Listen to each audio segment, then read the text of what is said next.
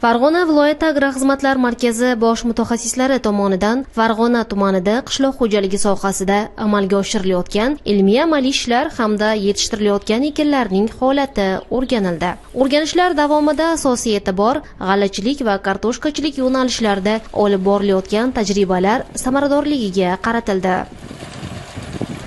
Ayni damda biz Farg'ona tumanining dala maydonlaridan biridamiz. Bu yerda 5 gektar maydonda bug'doy navlarining yangi turlari tajriba sifatida ekilgan. Odatga ko'ra O'zbekistonda an'anaviy tarzda har yili 14 turdagi bug'doy navlari ekiladi, lekin bu navlarning ulardan farqli jihati unumdorlikda deya baholashyapti mutaxassislar. Natijalarini esa bug'doy o'rimidan keyin tahlillar va tajribalardan kelib chiqib mutaxassislar tomonidan ma'lumotlar beriladi va shunga qarab aynan mana shu maydondagi bug'doy navlarining qaysidir bir turlari unumdorligiga qarab yerlarga keyingi yillar ekilishi rejalashtirilyapti. Qishloq xo'jaligi vaziri topshirig'i bo'lgan viloyatda ekilayotgan yangi yaratilgan xorijiy mahalliy g'alla navlarini bir xil agrotexnikada sinash bo'yicha.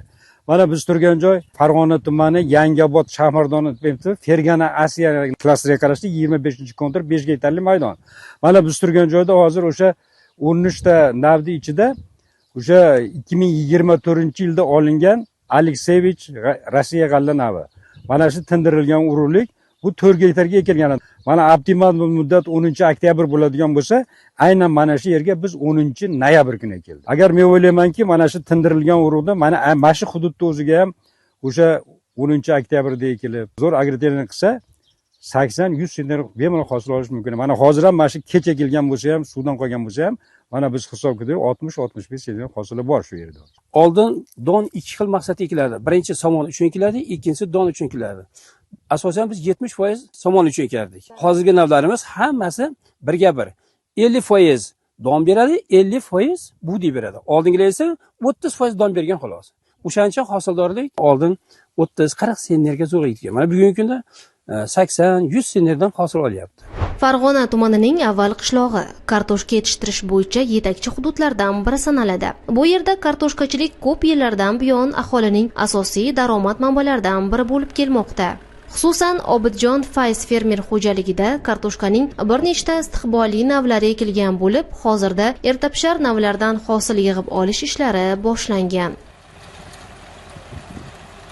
Farg'ona tumanining avval qishlog'idagi Qorasuv mahalla fuqarolar yig'inidagi kartoshka ekilgan dala maydonlaridamiz. Kartoshkalarning sifatini ko'rib turibmiz. Mana qo'limdagi kartoshkaning nomi Galya deb atalar ekan. Mazasi ham juda ham zo'r deyapti mutaxassislarning fikriga ko'ra. Ayniqsa uy bekalarimiz uchun juda ham mos ekan.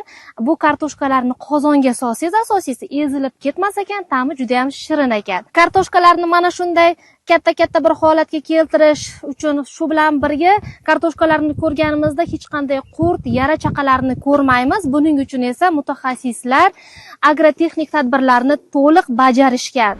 O'zbekiston Respublikasi Prezidentining 2022-2026 yillarga mo'ljallangan Yangi O'zbekiston taraqqiyot strategiyasida qishloq xo'jaligini ilmiy asosda intensiv rivojlantirish, dehqon va fermerlar daromadini oshirish hamda sohada yuqori samaradorlikka erishish bo'yicha muhim vazifalar belgilab berilgan edi.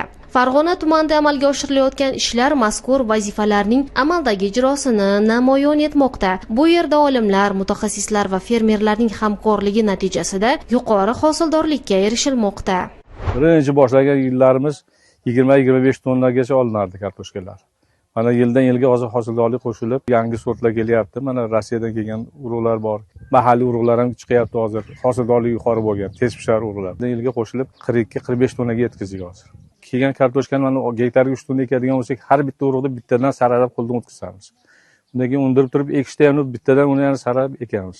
42 tonna olgan bo'lsak, 5000 dan sotganda ham o'zi 200 million pul bo'ladi. Buni hozir biz bir qismini sotdik bozorda, bir qismini olib borib omborlarda saqlayapmiz. Talab katta bozorda. Mashhadda o'zida ham katta mashhadda shu yerda ichiga kelib turib xaridorlar olib ketishga harakat. Farg'ona tumanida amalga oshirilayotgan bu kabi ilmiy-amaliy tajribalar kelgusida fermer xo'jaliklari uchun aniq tavsiyalar ishlab chiqish, hosildorlikni yanada oshirish va aholini sifatli oziq-ovqat mahsulotlari bilan ta'minlashda muhim ahamiyat kasb etadi. Qishloq xo'jaligida ilm-fan va amaliyot uyg'unligi esa soha taraqqiyotining eng muhim omillaridan biri bo'lib kelmoqda.